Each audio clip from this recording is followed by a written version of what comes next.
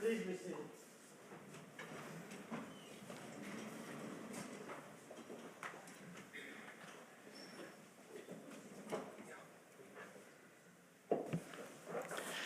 Good afternoon, Ms. Premaraj.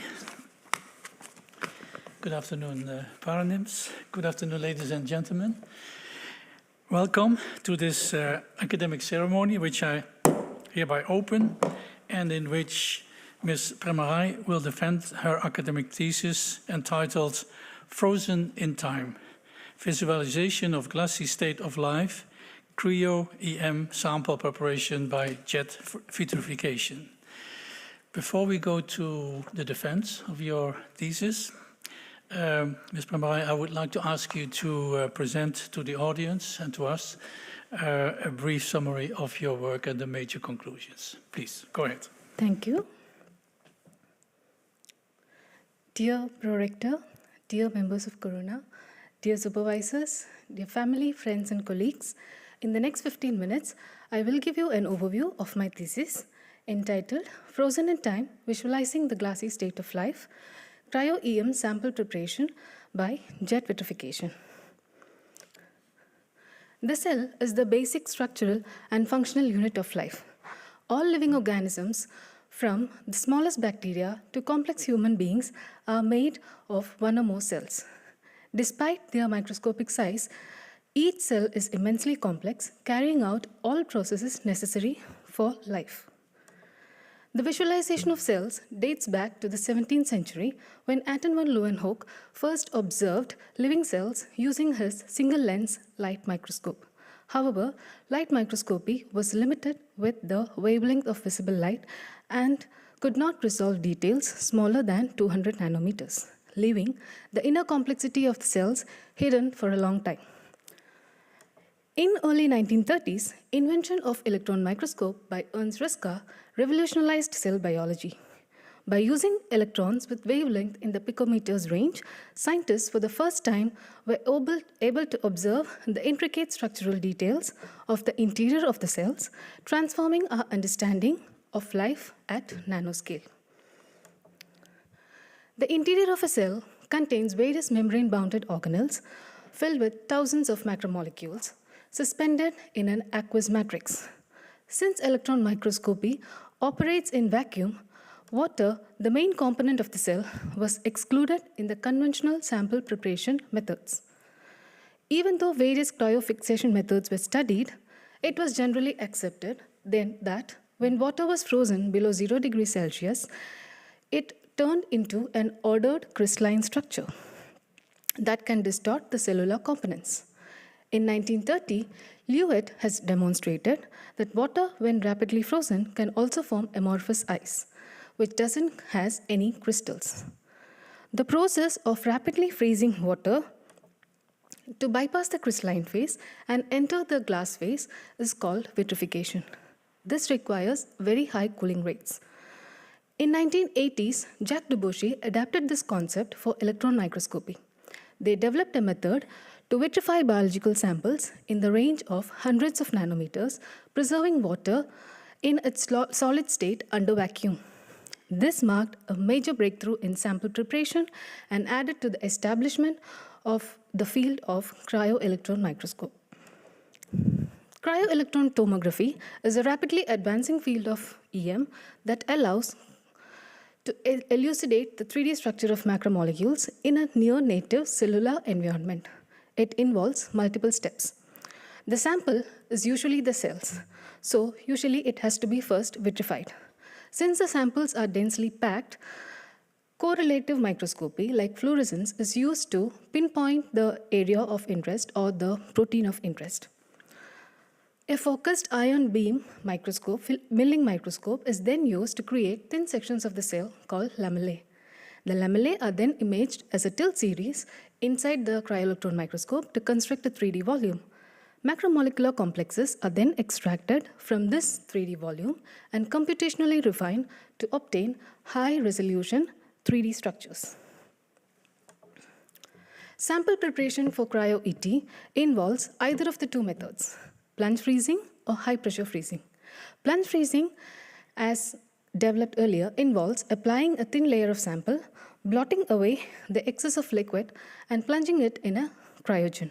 This was a method which was optimized for thin samples in the range of hundreds of nanometers, but it is still the predominantly used method in cryo-ET. However, because whole cells are in the range of several micrometers, this approach produces incomplete vitrification. For much thicker samples, HPF is the method. HPF uses pressures around 2000 bars to vitrify samples up to 200 micrometers thick. But the post-processing steps are more complex. So the question is, around the same time in 1970s, jet vitrification was an ultra-rapid freezing technique which was tested and shown to have a high cooling potential than plunge freezing. So the question is, could it serve as a bridge between plunge freezing and high-pressure freezing for cryo-ET sample preparation? This thesis dives into the in-depth study of jet vitrification for cryo-EM sample preparation. It involves development and evaluation of a functional model of a jet freezing device, performing cooling rate measurements, studying dual jet synchronization by a preconditioned jet, and also explores innovations in sample carriers that can complement jet vitrification. The functional model of a jet freezing device was carefully designed, incorporating multiple components to facilitate an in-depth study of the jet. Various factors like velocity, shape, reproducibility, cooling rates, and the overall vitrification process were thoroughly studied. A high-speed camera was used to observe the ethane jet at -180 degrees Celsius as it exited the jet nozzles and collided at the intersection point. The movies were used to conduct a detailed analysis of jet flow. It was found that the jet flow was lamellar and it was highly reproducible. Snapshots taken from the high-speed movies of ethane jets were used to study the impact of pressure on velocity. The jet velocities were found to increase with pressure. Next, a highly sensitive and precise temperature measurement system based on MEMS wildfire nanochips were used to study the cooling rates during the vitrification process. The wildfire chips were mounted on specialized holders, calibrated, and they were placed in the sample position. The temperature drop when the jet hits the chip was measured, and it was used for the calculation of average and maximum cooling rates. The values, it was calculated across a range of pressures. The values were found to increase with pressure with a maximum cooling rate of 3 million Kelvin per second, which was recorded at 1 bar. Sample preparation is not a single step, but a complete cycle, starting from pre-positioning, sample travel to the jet position, jet vitrification, post-cooling, and travel to the final storage position. Immediately after the jet strikes the sample, it is crucial that the sample remains below the glass transition temperature to avoid any devitrification. The wildfire nanochip was also used to carefully monitor the temperature throughout the entire process. This also led to the guided iteration of the machine design, optimizing the isolation setup to ultimately produce a temperature profile like the one which is there in the graph. Different kinds of samples were now analyzed using the optimized workflow.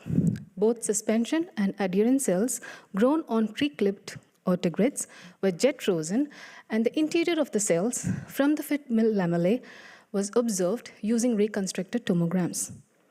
Beyond standard cryo-EM, microloops were also used to hold samples such as lysosome crystals grown without cryoprotectants.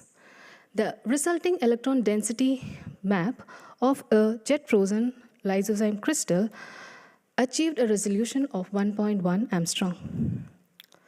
Glycerol solutions of various concentrations were also tested to check the quality of ice with the help of X-ray diffraction experiments. The standard diffraction pattern of an amorphous ice appears as diffuse rings. Jet frozen samples of 22% glycerol showed the same diffuse ring pattern, whereas plunge frozen samples exhibited an ice diffraction pattern. Even at 20% glycerol, the diffraction pattern of jet frozen samples appeared more amorphous than that of the plunge frozen samples, indicating improved vitrifications as the solutions became more dilute. The microlobe experiments could not be used for thorough statistical analysis as they were not fully reproducible. A blowing away of the sample in a microlobe could be captured, revealing asynchronicity or asynchronous behavior. These observations prompted a more detailed investigation into the dual jet synchronization. The cross-section of a cryomodule containing the jet channel is shown here. Upon activation, ethane flows through these channels to exit as a jet. After each jet cycle, ethane could retract into these tubes and settle at certain locations in both the channels, which is highly unpredictable.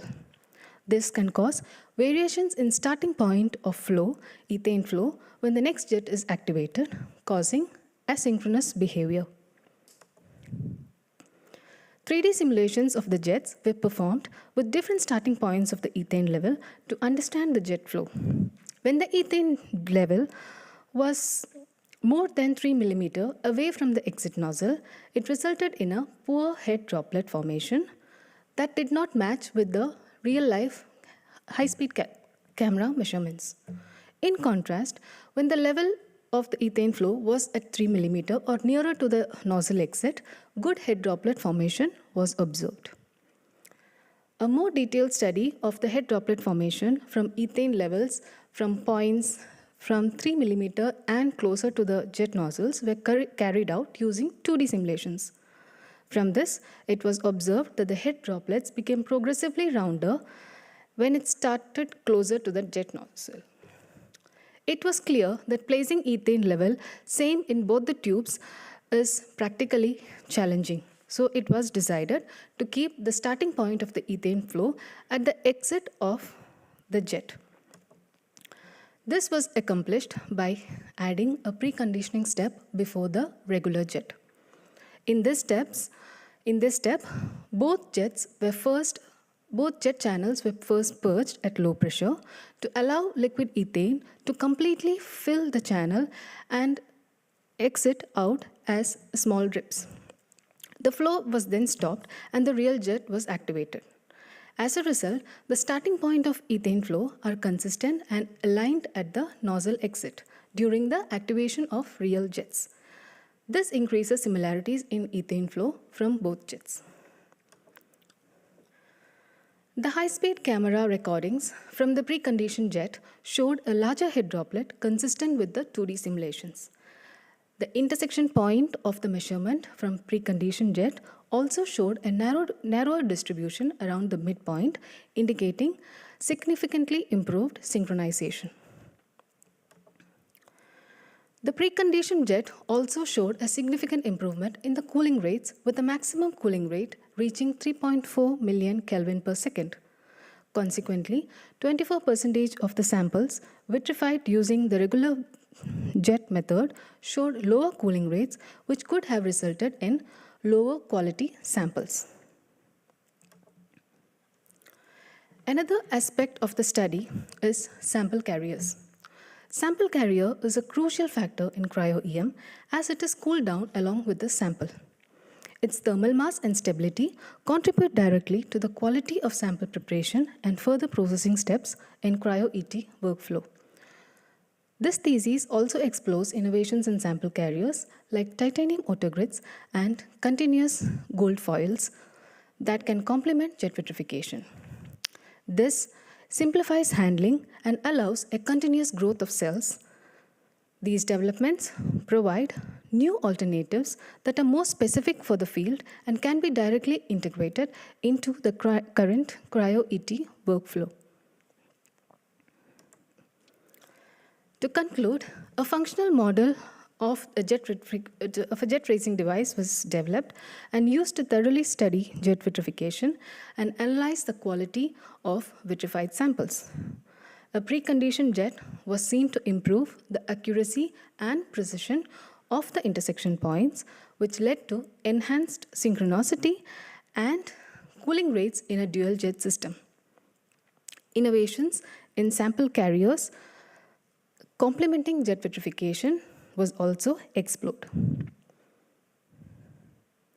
Overall, this thesis presents a fundamental study of jet vitrification using a compact machine that can also fit into a biosafety cabinet. This device has a simplicity similar to the current plunging systems and, with further improvements, presents a promising alternative for sample preparation for in situ structural studies. Thank you, and I give the word back to the prorector. Thank you, Ms. Premaraj, for this nice and clear and nicely illustrated presentation. Your supervisory team has selected a number of experts that have, first of all, assessed the quality of your thesis, which was positive, and that is why you are now allowed to defend your thesis, because there are always remaining questions.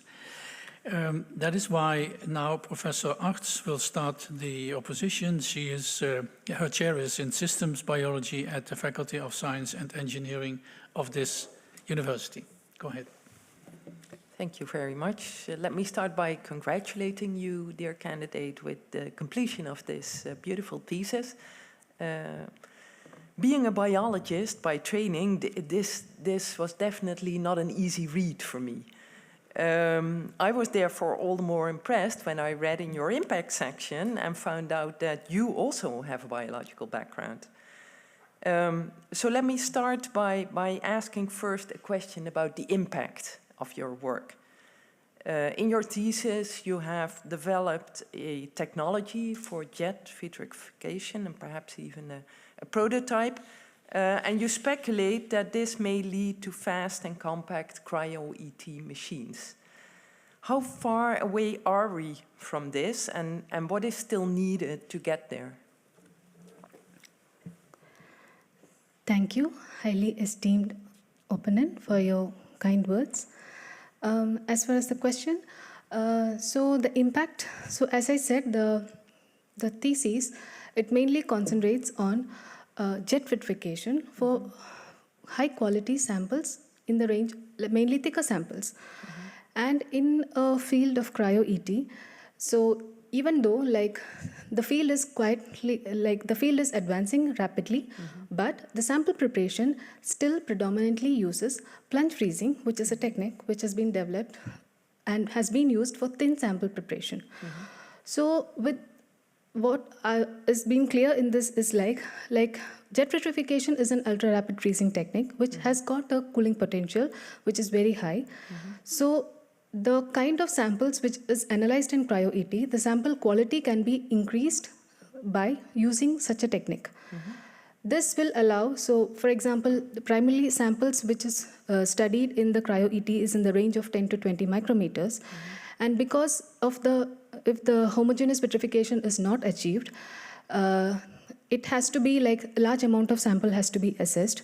For example, in case of tomograms, so if I may interrupt you, the device that you've been working on and that you just showed during your presentation, is that still working in the lab? Or?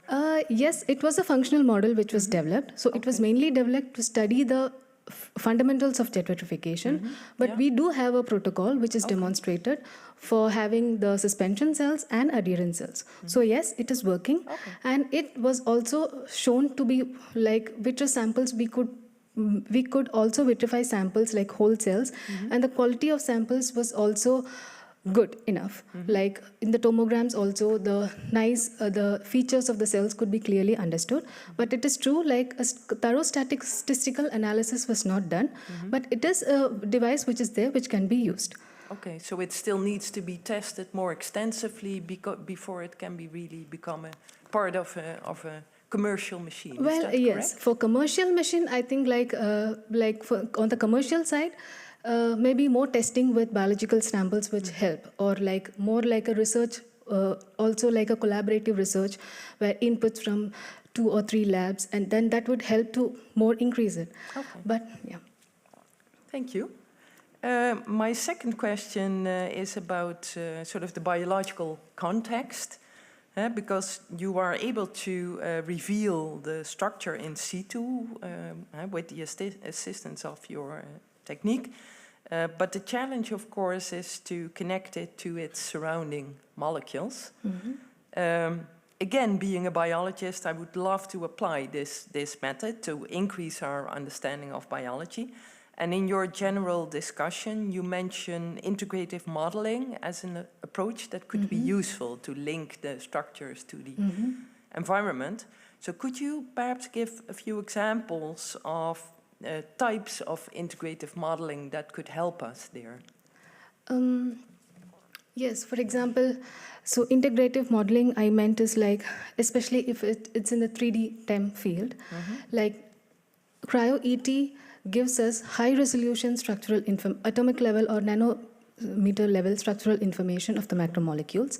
But there are also techniques like, for example, volume EM, which gives us the whole, like if it is a macromolecule or a signaling pathway involving different macromolecules, if you're studying it in situ, then, or if it is a mutation in this major nanomission, which can cause certain cellular processes, then integrating it with techniques like volume EM can also let you like understand the cellular processes connected to it. So there will be different changes in the cellular processes.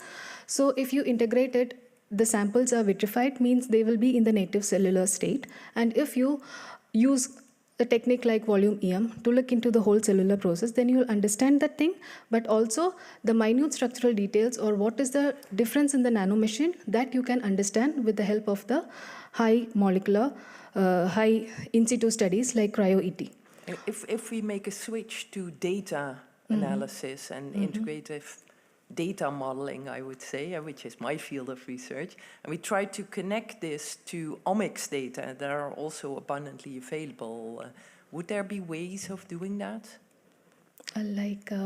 Sorry, like I didn't correctly get that. Like, for example, if you have spatial omics data, genomics or transcriptomics data, could you also link that to the type of data that you generate with your technology? I think like so it will give a visual proteomics. Like for example, we could, with cryo, yeah, of course, if you have that data and with in situ technology, if we can able to understand the visual proteomics or the structure of the proteins in like all the different kinds of proteins in a cell, then it will give a nice overview inside the cell. Like, and for that, the in situ studies will help to give a visual proteomics kind of data. Like okay, thank you. I think in view of time, I have to give back the word to the pro-rector. Thank you very much. Yeah, thank you, Professor Arts. Also, thanks a lot for being the chair of the assessment committee of the thesis. Then the opposition will be continued by Professor Hogenboom. He is a professor of electron and light microscopy at the Technical University of Delft. Floor is yours. Thank you, meneer de pro-rector, dear candidate. So I also would like to start by congratulating you on your thesis. So I found it a very interesting read, and I think it's very important that people use physics and engineering to further push the field of cryotomography in this case. And to my surprise, when I came to the end of your thesis, I found out that by training you are a biotechnologist or a biologist. So, which I find very interesting, because we always try to connect the engineering and the physics to an application in biology. So my first question is, how did you experience this transition to work on such a physics engineering heavy thesis? And would you consider this being a benefit or a disadvantage for your PhD trajectory or for this development in general? Thank you, highly esteemed opponent, for your kind words. And with your question, yes, it was a change. Like I did come, like the first thing which interested me for doing this PhD was the biology, which is the cryo-electron tomography part. But when I came here, this question of vitrification was something which was the main topic, which was of our group. And that actually motivated me, because that was actually a question which is there in the community with the sample preparation in cryo-ET. So when I got an opportunity to look into the jets, like I just started it like randomly, just like doing some experiments. So it did, like I didn't choose it, like it was just an interest which I developed, and it further interested me every step as I progressed. It further interested me, and then ultimately my main PhD happened in this field. So how do I see it? Yes, I do like this PhD because of its technical side, because I think I have learned a lot about the technical side which I wouldn't have. Like, for example, developing and testing a machine, which also like gives you much more depth about how for example, a process like vitrification, only when I came into and looked into the details, I understood how much depth it is and how carefully certain things should be aligned. So this was something, a real understanding when I came into the subject. So I would take it as a great learning opportunity, because it gave a really depth about the technical side. And the biology, I think, I also did some biology in this, like by, for example, if you have to check the sample quality, then I do have to do like sample preparation and fib milling, and then looking into the tomograms. So I was still having some biology, but yes, there is no biology, like the special biology question was not there, which I solved. But I think vitrification in a way is also connecting to the biology, because once you have solved if you have vitrified sample, then you can understand in situ structures with much details. Okay, good. So I see this was a great learning experience for you, but if you would then take it a bit away from your own experience, and you would advise me, so should I hire more biologists to start on engineering projects? Depends on their interest. Like could be, because I think they also come with a biological perspective. So as an engineer, maybe you won't be able to understand the biological impact this mission has. So that was one thing which I kind of enjoyed during this thing, because I was developing something for which I clearly knew what will be the biological impact is.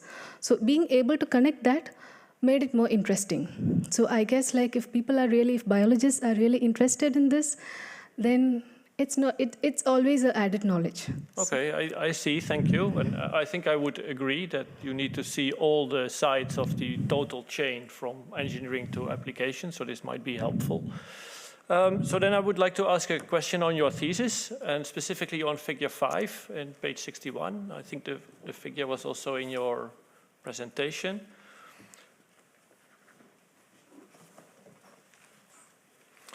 So it is where you use the wildfire MEMS chip to characterize the complete vitrification process. Mm-hmm. And so I was wondering whether you could help me a bit in interpreting what we see here. So at the moment, you have pre-positioned your sample and you start the ethane jet.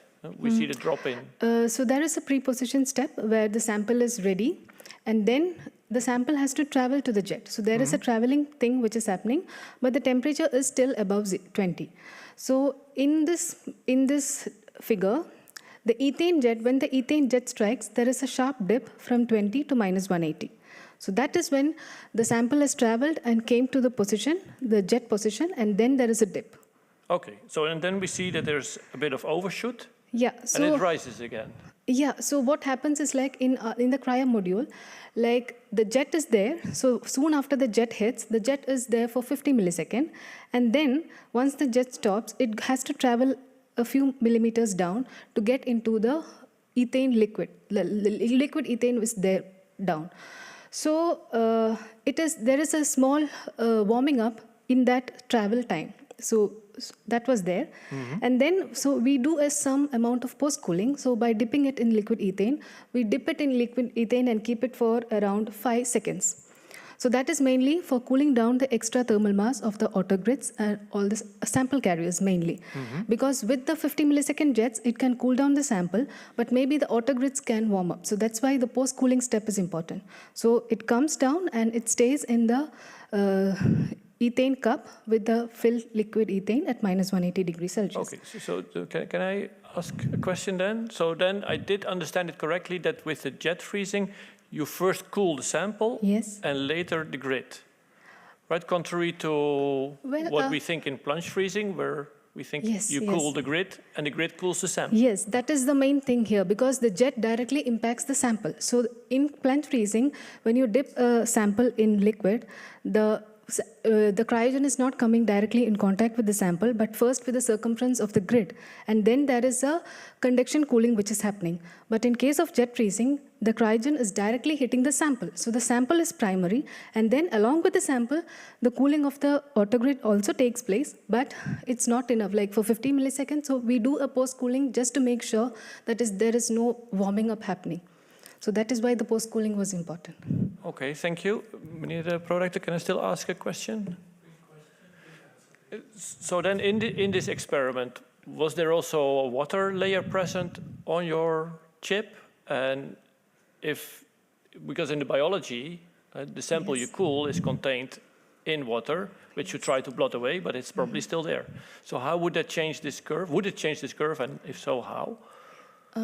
Yes, the chip doesn't has biological sample or solution. So that's one thing. Like the chip is a very thin wildfire chip with the 20 nanometers, but we used it to actually optimize the workflow. So the biology sample is not there in the chip. That's very true. But the chip was itself a thing we wanted to know the temperature measurements irrespective of any samples or any layers.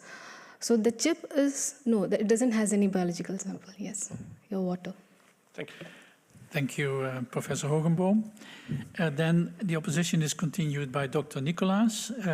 He is an assistant professor at the Department of Biochemistry of this university. Thank you, Mr. Prorector. Dear candidate, thank you very much for the clear introduction that you just have given and for this interesting and well-written thesis. I think you have described here research that's both important and very timely, and it has helped many fields, including the one that I'm active in the structural biology field.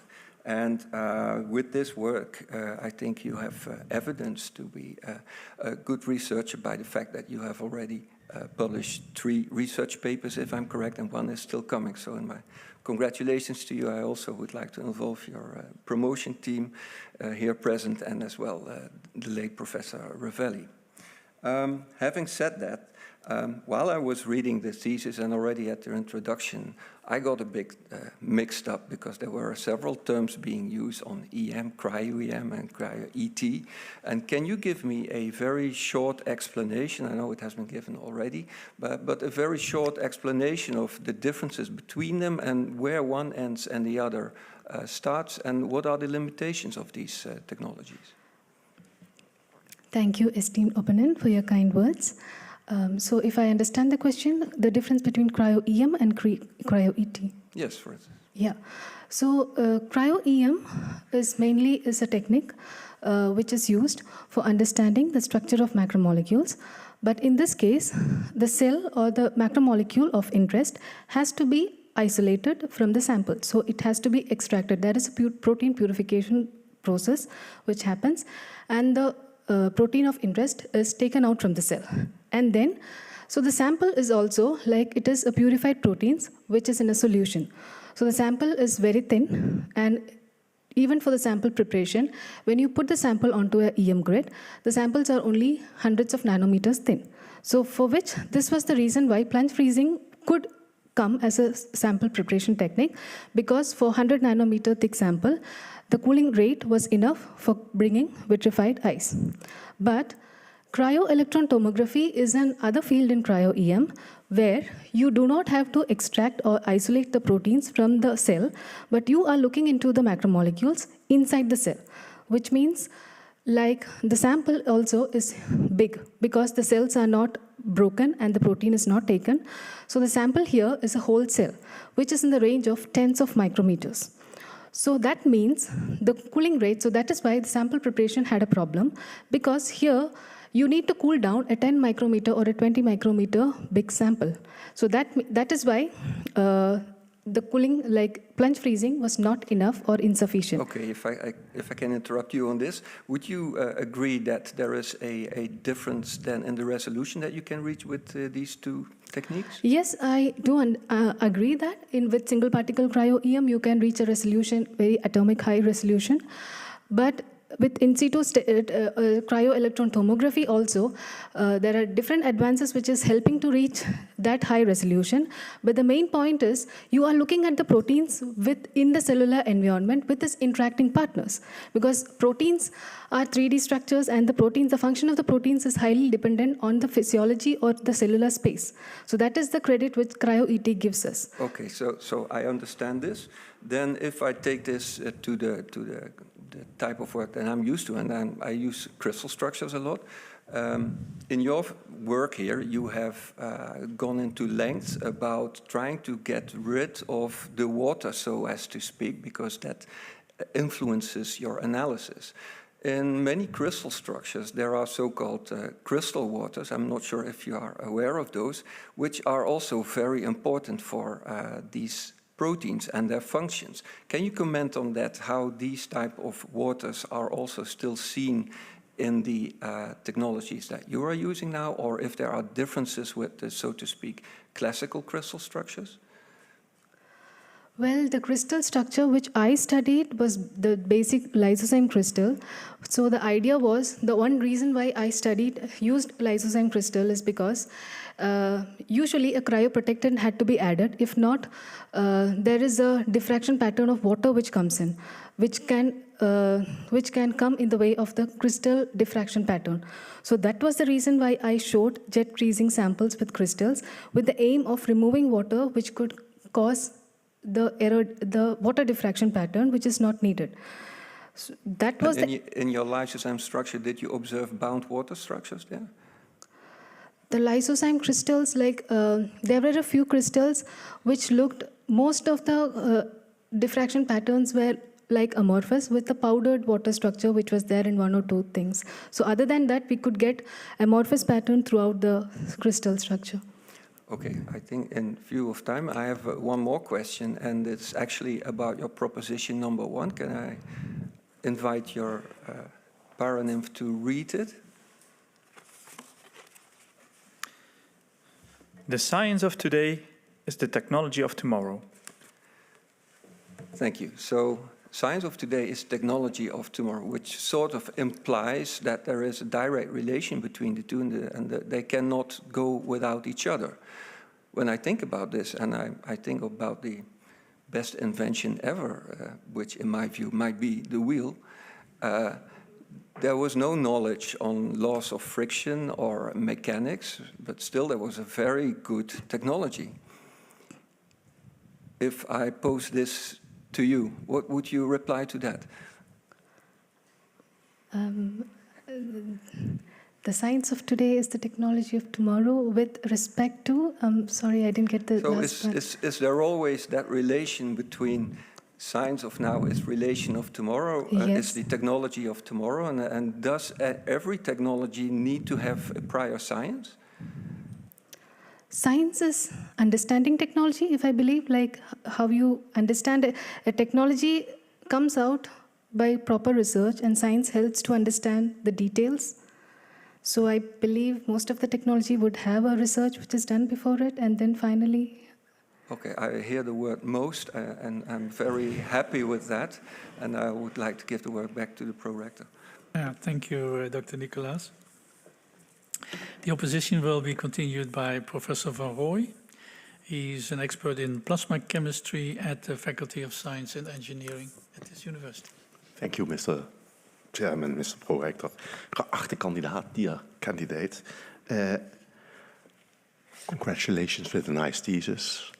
I'm not a biologist, so my plasma has nothing to do with what people often think about hearing plasma. I like heat and mass transfer. And this whole thesis is about heat and mass transfer. I see you already looking scared. That's good. That's good. I'm going to take over from my colleague, Professor Hogenboom, on this temperature trajectory. And I wanted to start on page 57. There you say that the critical temperature trajectory is between minus 35 and minus 137. Is this linearly weighted in the sense that it doesn't make a difference where your cooling rate is higher or lower throughout this temperature trajectory? Is this entire trajectory critical, or is parts of it less critical than other parts? Thank you, highly esteemed opponent, for your kind words and your question. So regarding this temperature which is mentioned here, so the idea was, so when water is frozen from minus 35, so the water was taken here like as a standard sample. So when water was frozen, it's always seen that from minus 35 to minus 135, it is the temperature of ice crystalline formation. So homogeneous nucleation starts at minus 35 and it progresses, and bigger ice crystals can form. So the idea was to bypass the whole crystalline state and get into the vitrification state. So for water below minus 137 was considered good and amorphous. Yeah, so that was taken as a standard. Because that I understand, but is this trajectory a linear trajectory, so to say? So is the chance on crystals at minus 35 the same chance as at minus 140? No. Does it decrease the chance, or does it increase? Or so should you be in the beginning faster or at the end faster, or doesn't it make any difference? I think the process is different, because in the start you see is the basic nuclei formation, like the crystal nuclei is formed, which requires a certain energy. But towards the end, it is like growing of the nucleus and making the ice crystals grow and become mature. Okay. So the process is different in all the steps, in the start and the second. Okay, I let that go. So until minus 35, is that critical? Or can you put it already in the freezer and start at minus 35? So that depends also on the solutions. And also, for example, like for water, this was the standard which was kind of measured. But for different, depends on the solute concentrations of the solutions which you study. If they do not form like... if the solute concentration is more, or if it is a concentrated solution or a dilute solution, because in a case of a dilute solution, I think this temperature boundary is important. Whereas if your solution is more concentrate, then the chances of crystal formation becomes less. Okay. I believe that also, thank you.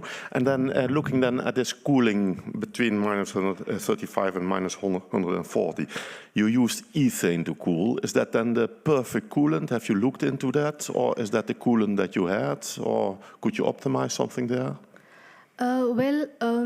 Actually, with the functional model of jet vitrification device, it was not completely started from scratch, because there was already a device, Vitrojet, which was developed, and which is on that also that the different coolings, cryogens were tested. I know like propane is also a best coolant, which is also studied and been shown as a best coolant in 1970s.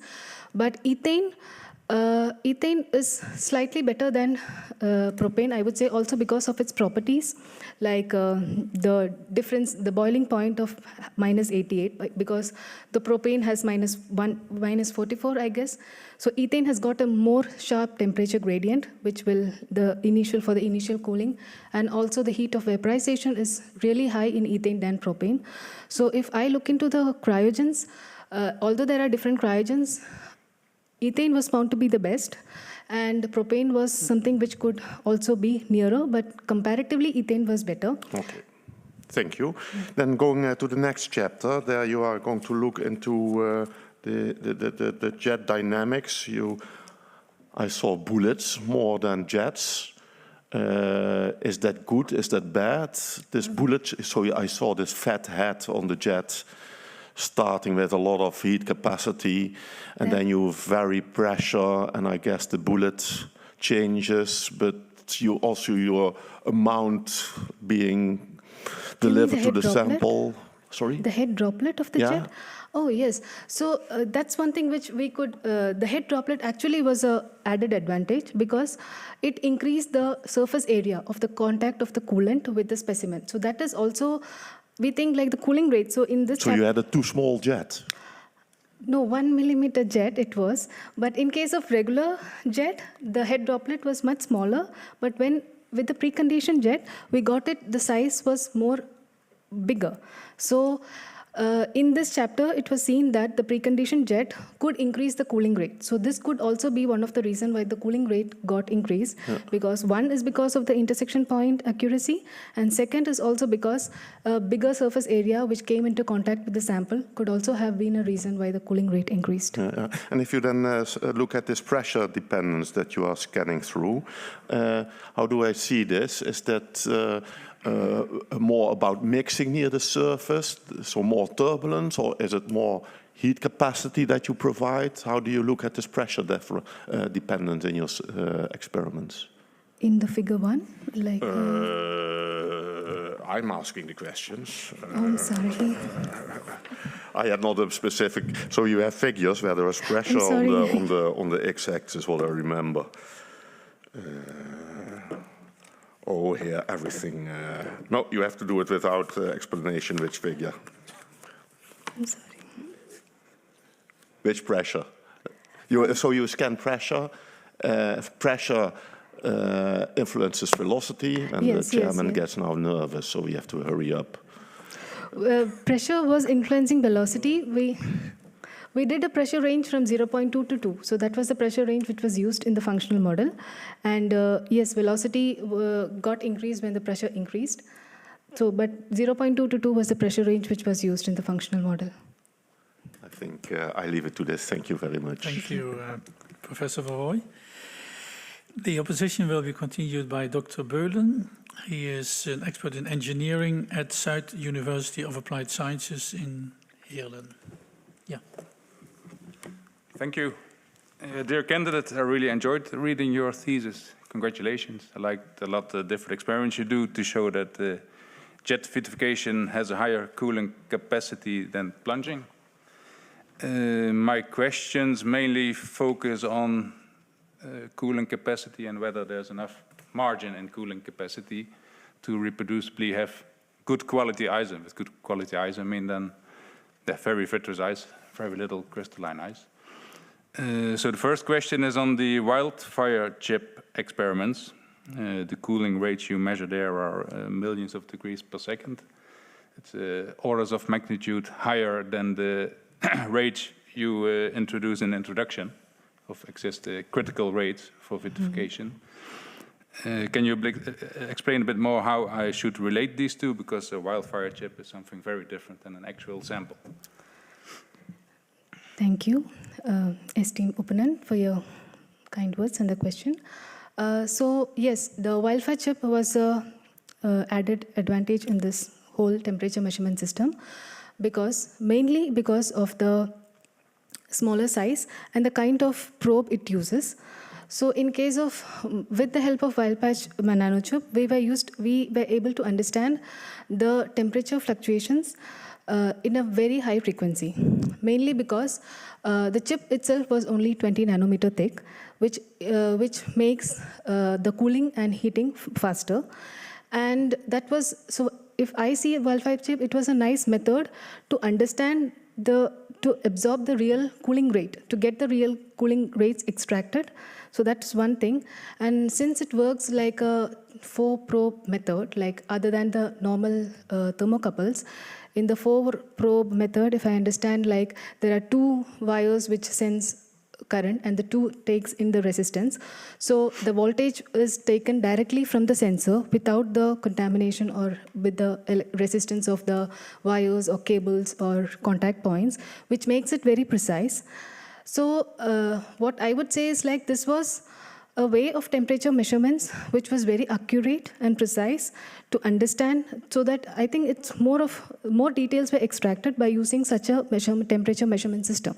So that's how I would phrase it, because that's why, and the measurement of so it gave the real temperature of the jet, irrespective of the sample or thickness of the sample, because for thermocouple, the thermal mass of the thermocouple is also large.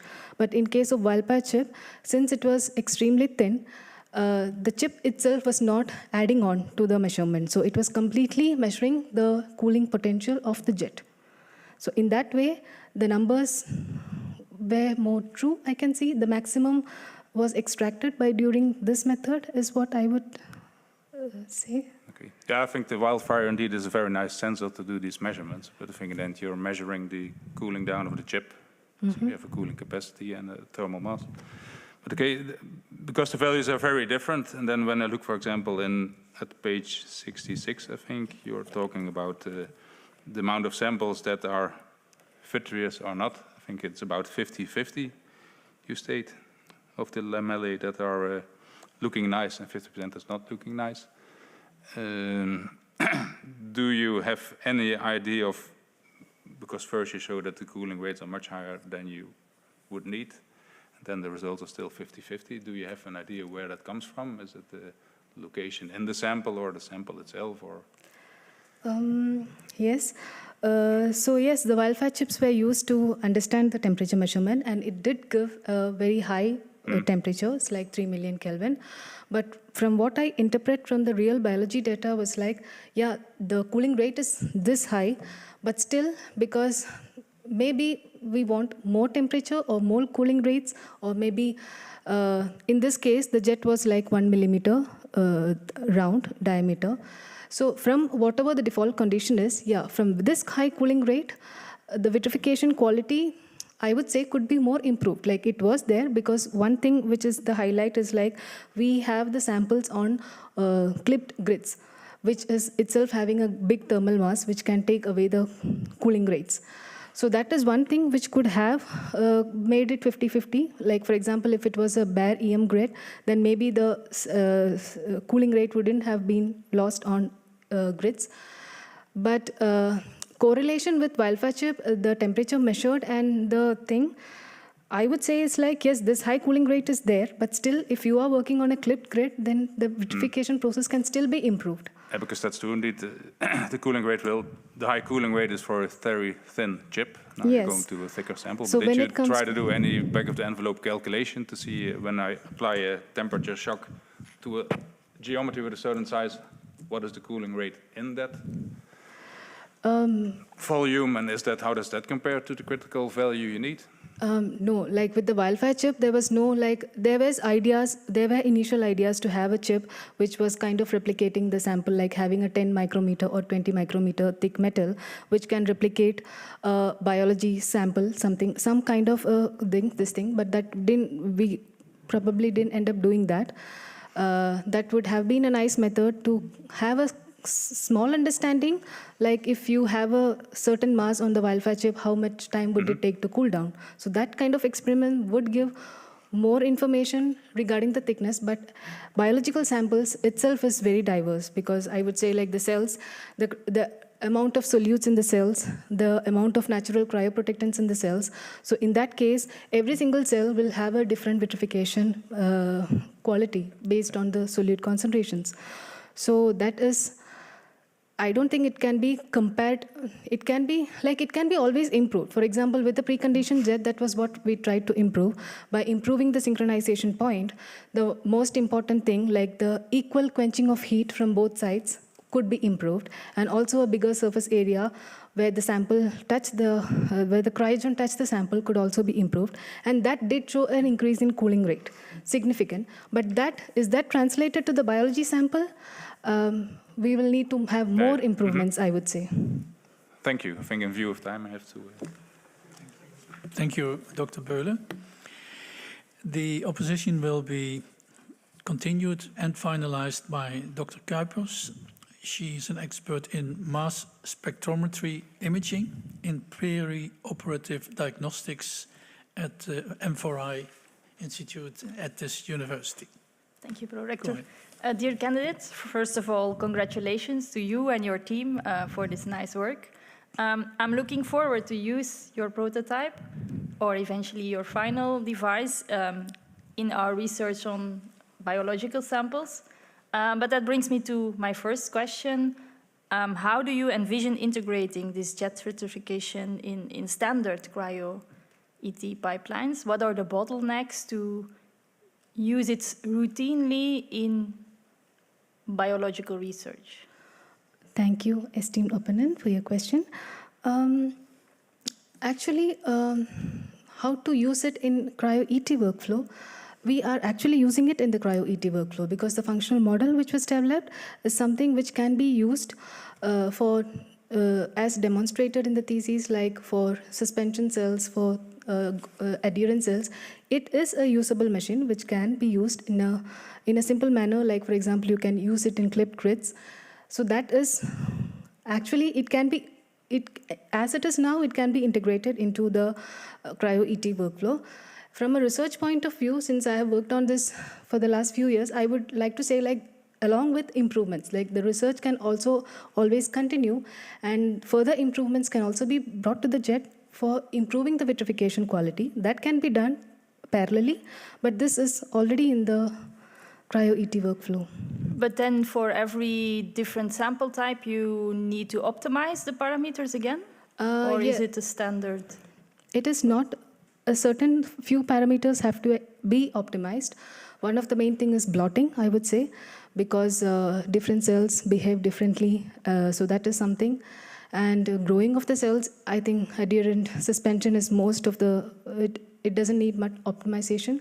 But from my experience, blotting will need some time to optimize. But it's not like tedious, like we have a certain method which showed like the blotting could be better in this way. Yes. Okay. And considering you don't want to spend 3 other or 5 other PhD researchers on that optimization, do you think that machine learning is possible to use in even optimizing the jet parameters dynamically? Like you mean automation of? Automation of the optimization of the jet parameters. Yes, that is also possible because certain parameters, like even for the blotting step, there was an automation option which was already there.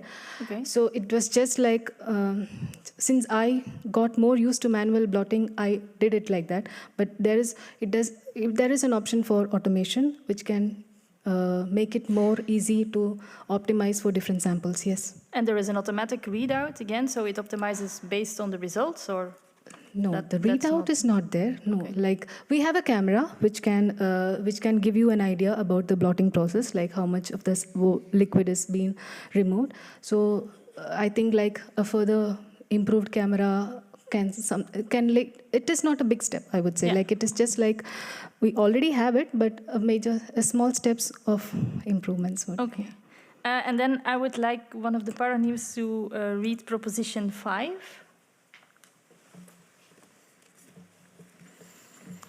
The integrative era of structural biology reveals life in situ as never before, uniting molecules and cells, resolution and contact into one multidimensional view. Thank you.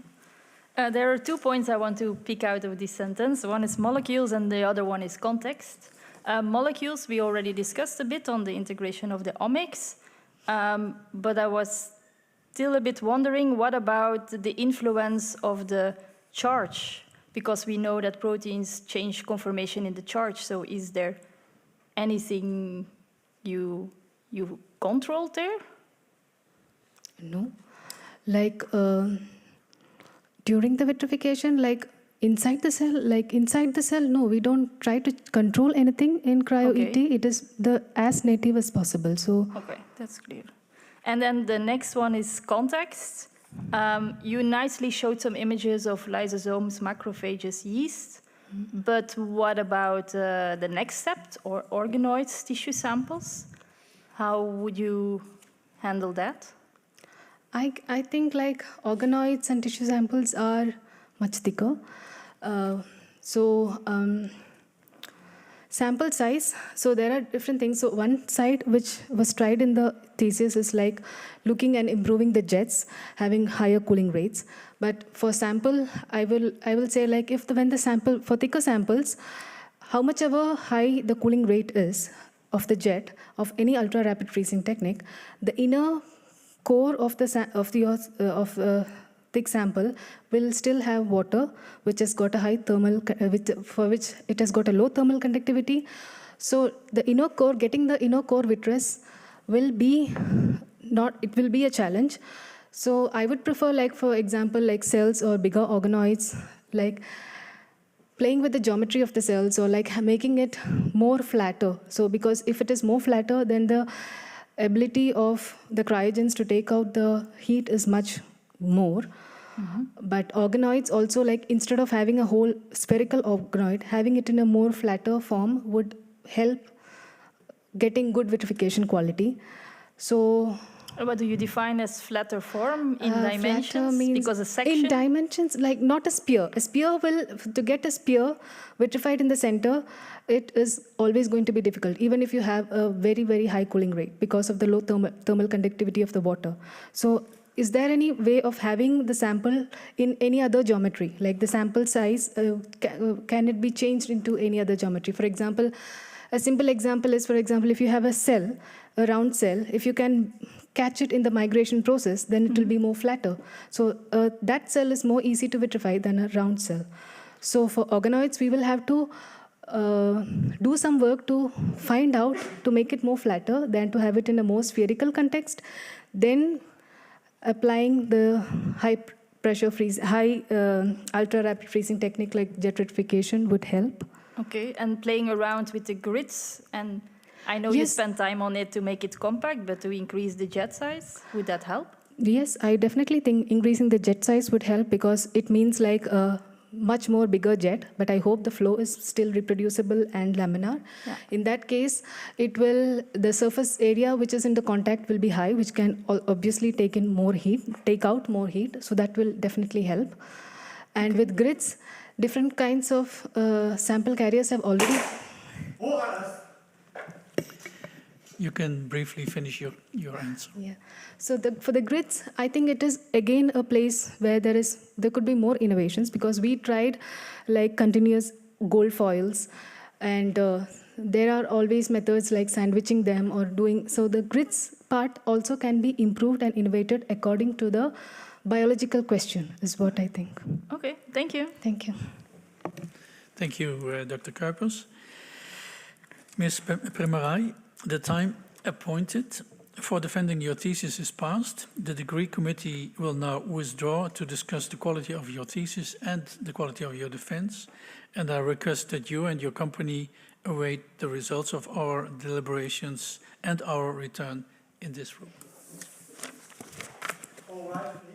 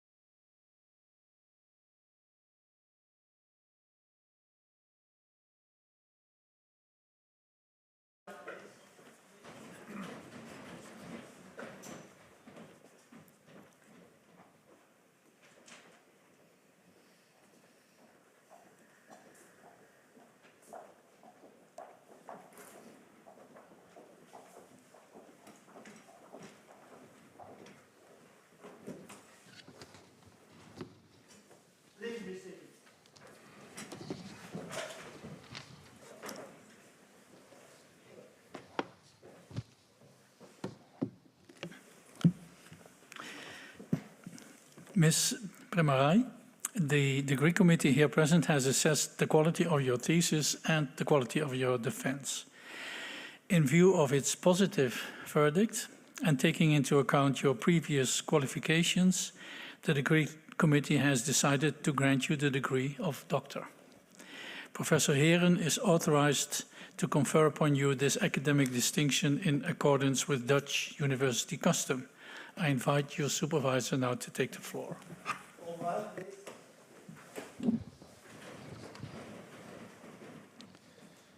Do you promise to work in accordance with the principles of scientific integrity at all times, to be careful and honest, transparent, independent and responsible? Yes, I promise. Then, by the authority vested in us by law and in conformity with the decision of the committee here present, I hereby confer upon you, Navya Premaraj, the degree of doctor and grant you all the rights attached by custom and law. As evidence of this, I now present you with the degree certificate signed by the rector, the secretary and the other members of the committee and affixed with the official seal of the university.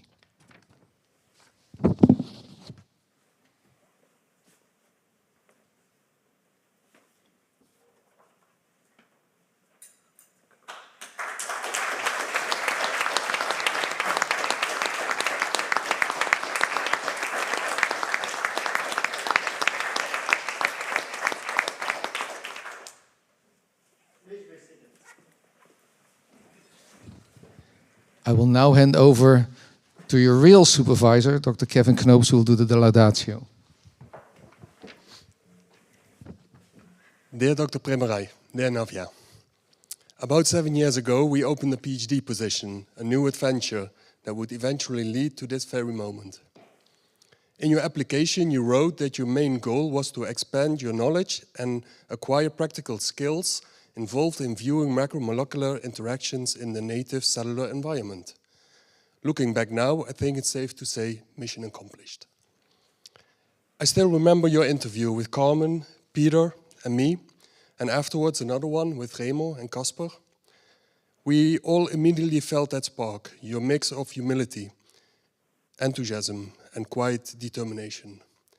You already had experience with protein expression and purification and a basic knowledge of electron microscopy, though not yet the hands-on part.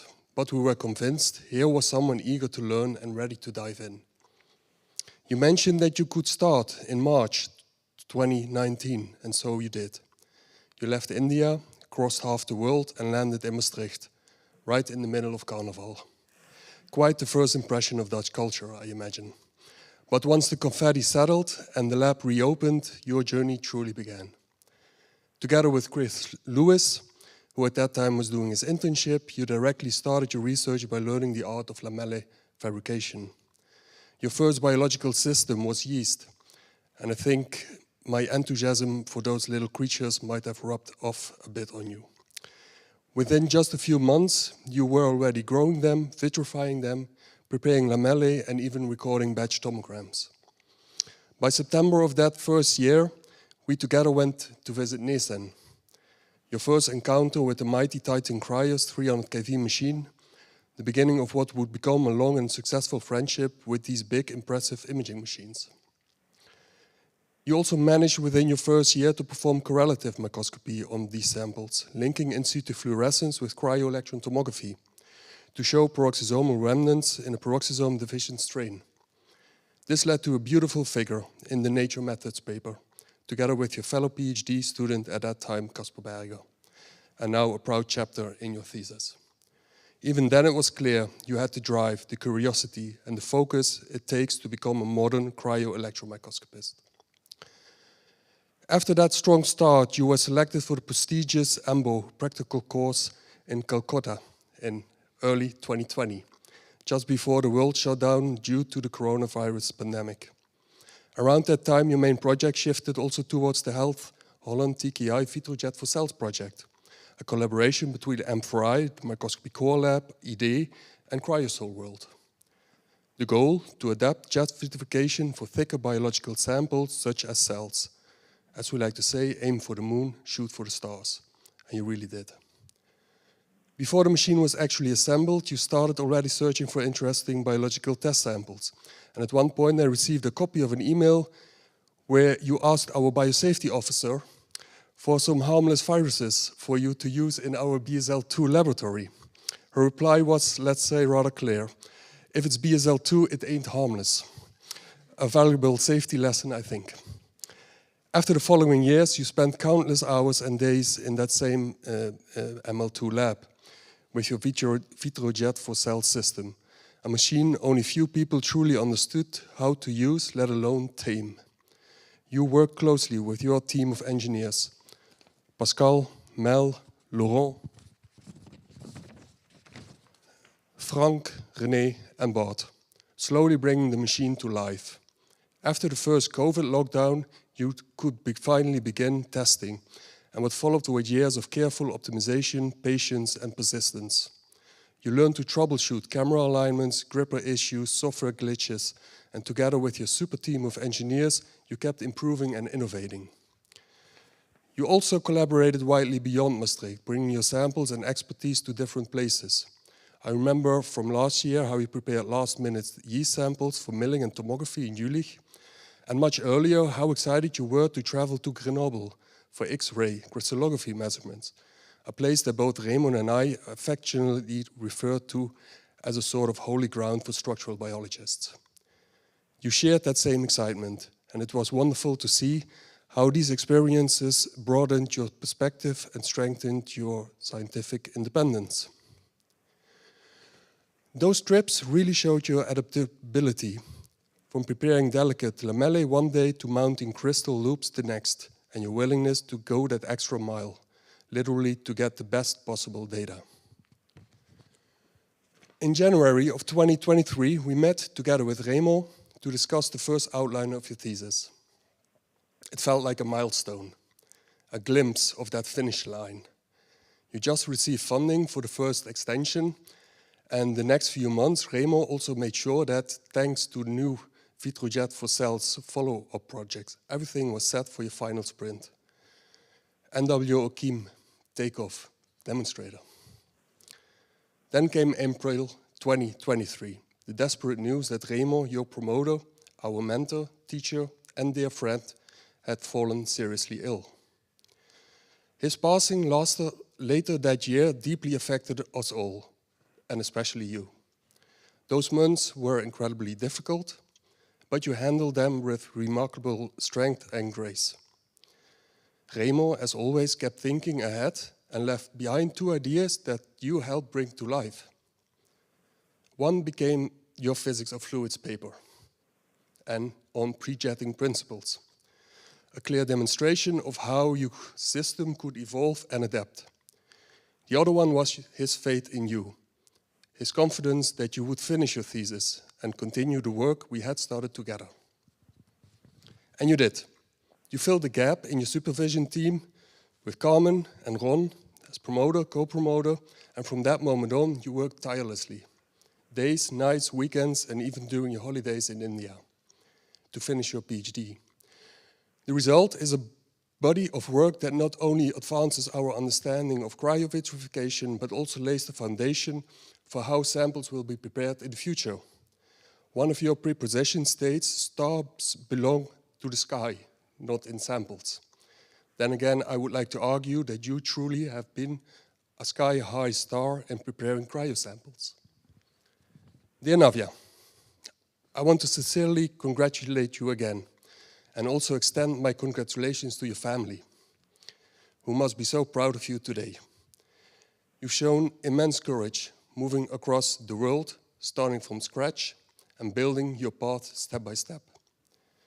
You often shared stories and photos from home, your family, your grandmother, the new house, and the spiritual moments that mattered to you. Now, with your PhD in hand, a new chapter begins. I'm sure wherever you go, you continue to grow further in the cell biologist, scientist you always wanted to be. It's been a real pleasure to see you develop from the humble, curious student who arrived in Maastricht during Carnival to the accomplished scientist we celebrate today.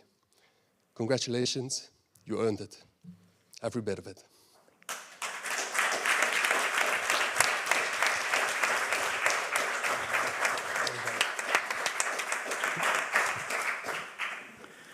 highly esteemed Dr. Premaraj. It is a great honor for me to congratulate you on behalf of the Maastricht University and the Board of Deans with the doctorate degree that you have just acquired. Also, I would like, of course, to congratulate your supervisory team, Professor Heren, Dr. Knoops and Dr. Lopez Iglesias, but also I would like to, as Dr. Knoops already did, like to memorize the input of Professor Remo Ravelli. I also would like to congratulate your family, of course, and also those that have collaborated in these projects with you. Science is never done alone, and maybe some of them are present here. I think they need also some attention, some congratulations, because they did you and together with them did a great job. I can disclose a little bit from our deliberations about the thesis. It was, of course, said that it is a very interesting thesis, and in my view, it's a big step forward for cell biology also. I also understand that during the work you went through a kind of a maturation process, which now resulted in the person that you are as an independent scientist. You're hardworking, and what I also understand is that you find and you look for collaborations with a lot of other disciplines, which is very important in science. With respect to the defense, we saw a kind of evaluation of an evolution during the 45 minutes. In the beginning, you were quite nervous, I think, but in my opinion, they gradually faded away, and even I thought that you enjoyed the defense at the end. I understand that you are looking for a job, so I would like to wish you a lot of luck in your life, of course, and happiness, but also in finding a new scientific career. Before I end this ceremony, ladies and gentlemen, I have a few announcements to make. Together with the new doctor, we will go and make a picture with the corona at the stairs in the hallway. And I would like to ask the audience to wait at the elevator, allowing us to first congratulate the candidate in the little library next to the staircase, and then join us.